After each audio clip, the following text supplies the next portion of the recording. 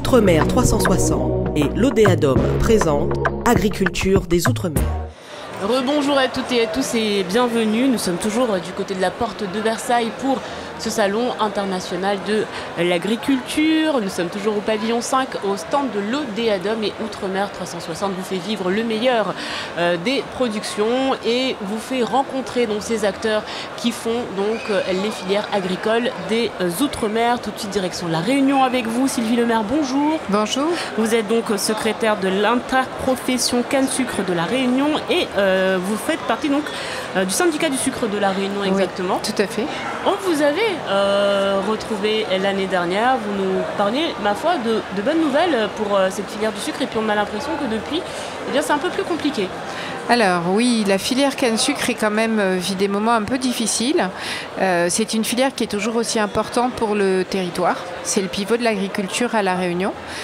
Plus de 40% des exploitations sont à base canne à sucre et donc c'est vrai que l'industrie sucrière garantit des débouchés en fait à la canne à sucre et aussi un prix grâce à la convention canne, ce qui a permis à l'agriculture réunionnaise de se diversifier. Donc on est sur un modèle vraiment de complémentarité entre les filières d'élevage, filière fruits et légumes et puis filière canne-sucre.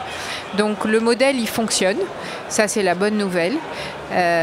Aujourd'hui malheureusement, aujourd'hui malgré tout, on est dans un contexte compliqué, à la fois, vous le savez, déjà sur les questions climatiques. Nos territoires sont soumis à des sécheresses successives. On a aussi des difficultés à garder nos produits phytosanitaires qui nous permettent de réaliser les itinéraires techniques. Donc tout ça fait que le tonnage de canne l'année dernière a été particulièrement faible.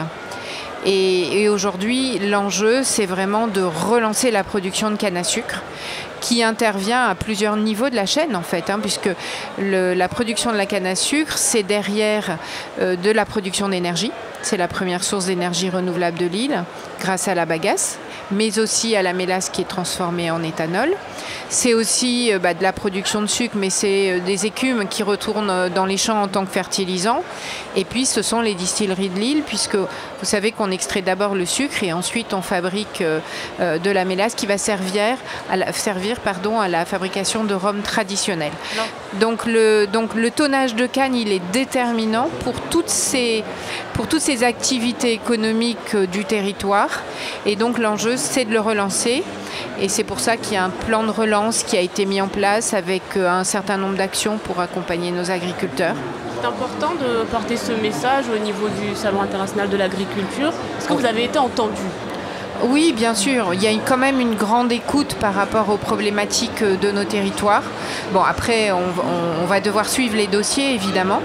Il y a des actions locales à conduire, mais il y a aussi des actions nationales impératives. Là, on le sait, l'année dernière, on a eu un cyclone avec des vents de 250 km/h. Les cannes ont été cassées, ça a beaucoup pénalisé la récolte. Juste derrière, il y a eu la tempête Candice, donc on a eu trop d'eau. Donc vous imaginez d'abord des vents forts, puis beaucoup d'eau. Donc il y a des indemnités calamités qui doivent être attribuées aux agriculteurs. Et ça, il faut que ça soit dans les délais, etc. Donc je ne suis pas toute seule. On est plusieurs membres de l'interprofession sur le salon pour porter les messages et demander effectivement que les dispositifs arrivent en temps et en heure. Et on rappelle que la Réunion doit faire face à ce nouveau cyclone, le cyclone Garance. Et on suit bien évidemment cette situation de très près, mais c'est encore une fois... Tout à fait. Vous avez raison, c'est bien pour ça. Donc je vous dis, la volonté est là.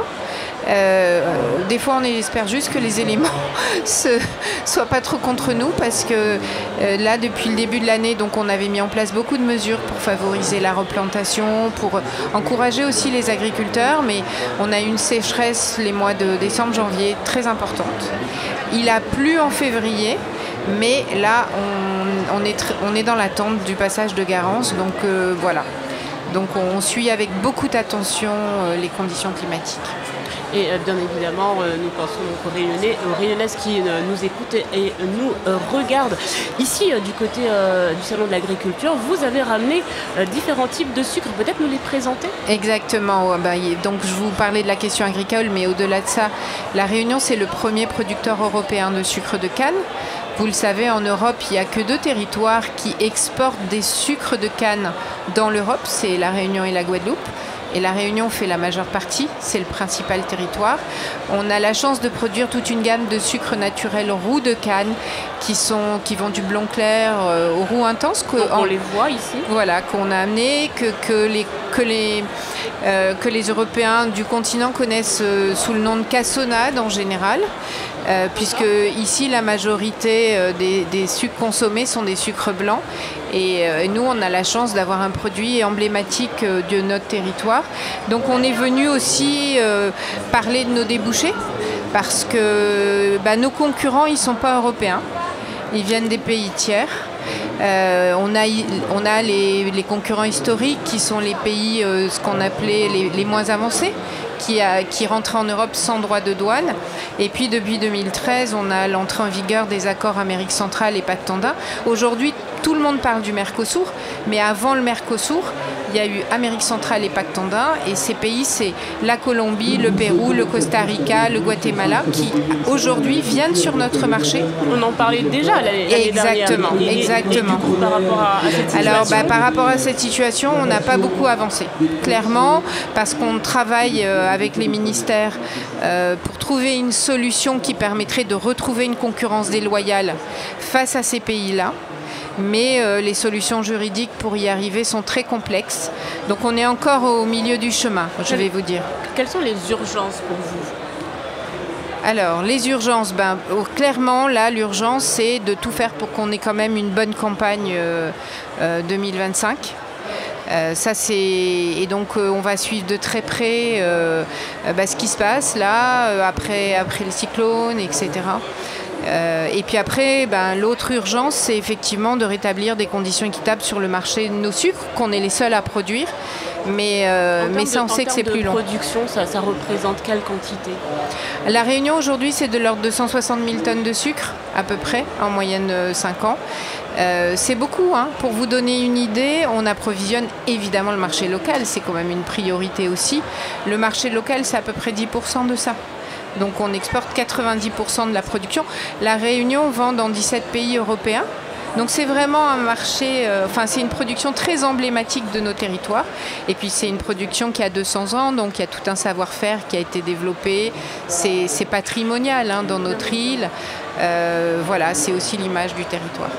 Et en tout cas, on suivra ce dossier de très très près, puisque depuis 1 an, vous alertez aussi déjà sur cette concurrence qui est assez rude et qui met en difficulté donc ce secteur qui est pourtant emblématique et aussi important. Merci beaucoup Sylvie Lénard d'avoir répondu à nos questions. Avec plaisir, merci. On rappelle donc que jusqu'au 2 mars, jusqu'à dimanche, ce salon vous ouvre ses portes. Nous sommes ici au pavillon 5-2 au stand de l'Odéadom et demain ici sur ce stand même aura lieu les remises de médailles et on vous fera vivre bien évidemment tout ce qui fait ce salon international de l'agriculture.